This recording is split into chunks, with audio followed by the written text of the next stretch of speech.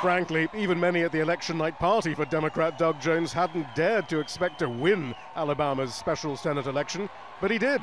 I have always believed that the people of Alabama had more in common than to divide us.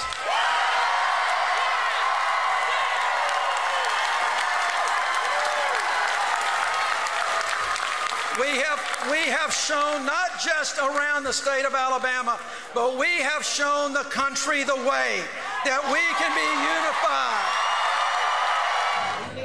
unified. However, Judge Roy Moore wasn't conceding.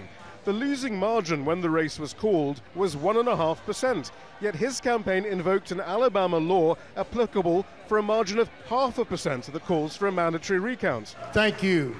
You know, I really want to thank you for coming tonight and realize when the vote is this close that it's not over.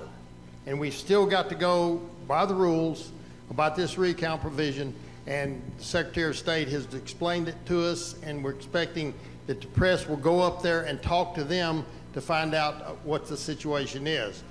If the result does stand, Judge Roy Moore will have lost a reliably Republican state where usually his swaggering brand of right-wing politics, his racist statements, his staunch opposition to a woman's right to choose should have been acceptable for an easy win against a Democratic Party candidate. But not this time. President Trump was quick to tweet his congratulations to Doug Jones in a particularly gracious message, considering how much he'd staked on this race. If Jones is certified as the winner, the Republican legislative agenda will now be even more difficult to pass in the Senate, and the fissures between the extreme right wing of the party, which backed Moore, and the Republican establishment will intensify. The Democrats will hope this bodes well for the congressional elections next year, but they can't count on running against alleged child abusers in every state. They will have to put together a policy platform that actually appeals to voters in the Deep South. Shihab, Rattansi, Al Jazeera, Birmingham, Alabama.